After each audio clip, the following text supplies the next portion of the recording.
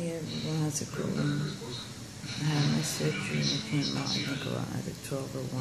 So it's been about 8 or 9 hours and I feel fine. My butt is physically sore. I did end up doing a small BBL, but it's sore because I'm sitting on it. You know, I think if I was up there on my side it'd be better, but I don't know.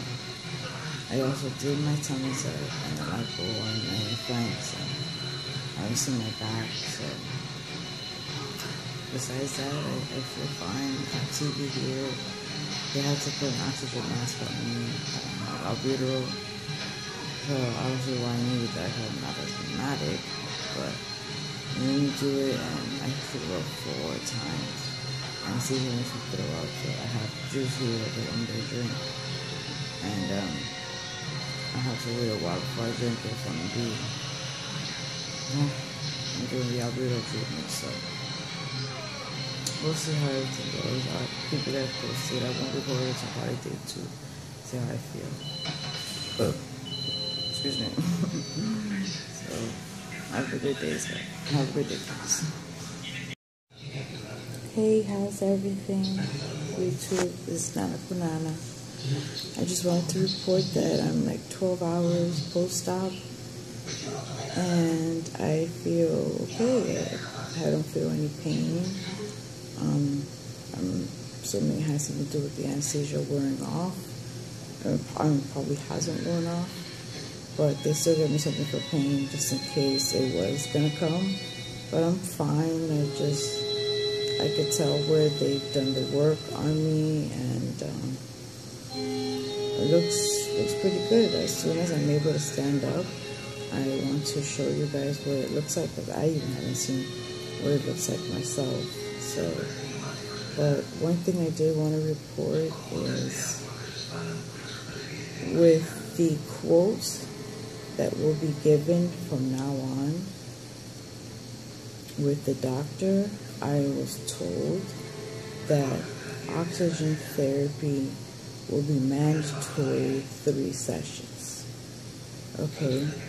And one thing where they got me, so I did 1 session of it, and you pretty much put like an oxygen therapy, like a chamber, and it's just enough to fit 1 person, and you're like laying down, and you know it's glass, and they have a TV, and so you could probably hear what's going on because they'll go ahead and put like a phone where they can speak to you through. They'll put the phone by the TV so you can, you know, listen to the TV, but it feels like when you're descending really quickly on a plane where your ears hurt really bad. I did not like it at all. And 2 times I had to tell the person who was there sitting next to me that you need to lower the shit because my ear's gonna motherfucking bust.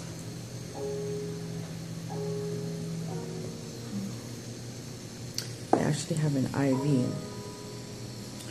on my arm,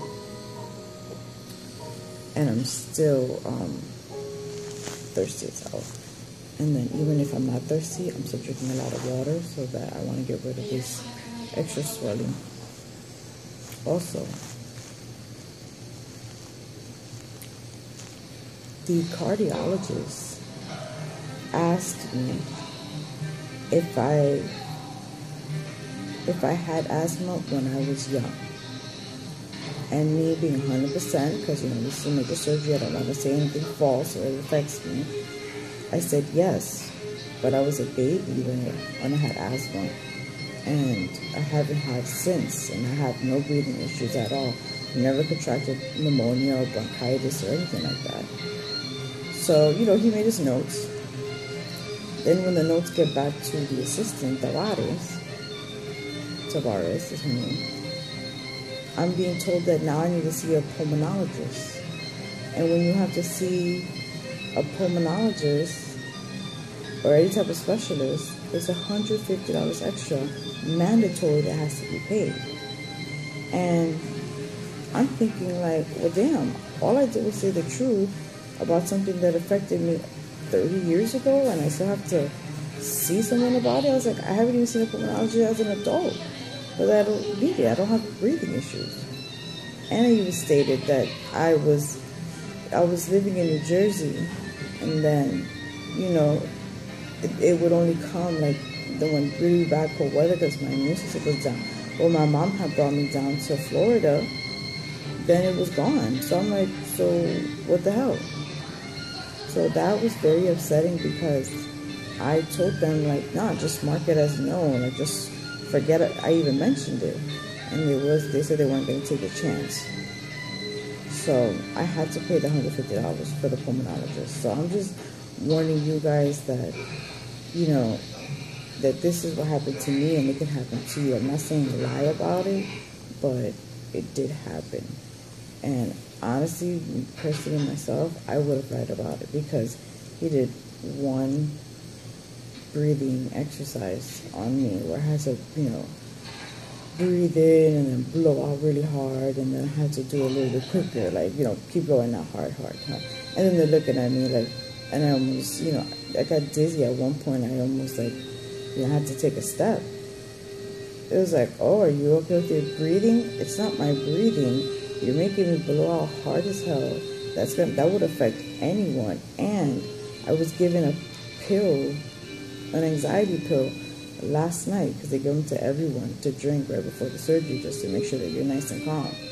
So this is me at 6 o'clock in the morning, or 5 o'clock in the morning, you know, falling over a little bit. I'm like, I'm drowsy, and then you're making me breathe really, really fast. So it would happen to anybody. So don't even try and start no shit.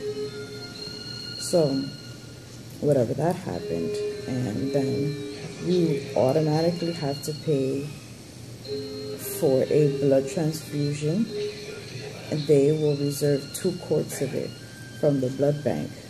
If in the case that you don't need it, they'll give you your money back. But I had lipo on my back and my sides, and then the little tummy tuck, and I actually ended up turning to transfer a little bit of lipo to my lower butt, so I ended up needing it. I was a little scared that maybe they wouldn't even use it, but I actually happened to wake up right when they were wheeling me out, and I saw the blood going into, you know, into my system. So I know that they gave it to me. But I was, you know, that was like one thing that ticked me off. Like, you know, in the sense that I wanted to do another oxygen therapy, and I told him, I was like, I would rather have done instead of spending the $150 for a pulmonologist to literally just tell you I'm good when I told you myself I'm good. Now I can't get that second session of oxygen therapy. But, you know, it is what it is. So yeah, you know, be truthful with what you're telling the doctor, because it's important. This is your life. But something as petty as, yeah, I had asthma as a baby and it hasn't affected me in fucking 30 years, and now you're gonna make me see a pulmonologist? Like, that was petty, and I wish I wouldn't have said it, because I would have saved that money. I did actually bring more than enough money, like $600 extra to be here, but now that money's gone, just reserving oxygen therapy and stuff. So just be wary of that. But besides that, I love the staff. They're super fun. Like, you know, it helps when you know Spanish. So I know to all my non-Spanish speakers, you may struggle a little bit, and they struggle too, but they try their best to comfort you. If they don't understand enough, whatever you're saying, I've seen them with the other girls that are here who don't speak Spanish. They will sit there and they will figure it out. And then it may take a couple tries, but they'll sit there and figure it out. And they always do it with a smile on their face. So just wanted to give you guys an update on that, because I thought that was very important. A little irritating with them, but very important nonetheless. So, oh, and I think originally I said that I would be staying 2 days with my aunt. Yeah, 2 days with my aunt. 1 day at the recovery house, and then 3 days at the, I'm sorry. Originally, I said that I was going to stay 2 days with my aunt that lives here. And then after the operation, 1 day at the clinic, and then 3 days at the recovery house. And then I was going to spend the rest of my time here, which would have been just another 4 days with my aunt. Turns out, you can't do that. Like, you can't do that. Like, you can, but it's suggested not to, because as good as my aunt's going to take care of me because she's amazing, you know, and that's family, she doesn't know how to take care of me in case of an emergency. So, you know, a really banging ass soup ain't going to help save her life. And so the way Louisa had put it, which is the head nurse in the New Girl recovery house, was sold me. Like, it was enough for me to be like, okay, you know what, I'm just gonna stay behind and I'm not gonna go. And yeah, my aunt wasn't happy about it, but she could still visit me. So I already have my cousin visit me, and so my aunt could come whenever she's ready. But yeah, so that's just something I wanted to clarify. They kind of said that, you know, what they had told me, that what I was told I thought was going to happen did end up happening. And at first I was like, well, why did they say it in the first place? But then at the same time, like, I'm just happy that I ended up going this route. I need round-the-clock care, so it's better for you. So if you can, if you have the option of staying with family, I'm not saying not to do it, but just remember that these are professionals. They know how to save your life if the situation was to rise. So right now I'm going to try and take a nap. But, you know, we'll see, because it's hard to sleep. I'm literally sitting up upright. Like, I can't recline back at all. I can't even recline a little bit, so it's hard. So keep following, guys, and let me know what you think, okay? Bye.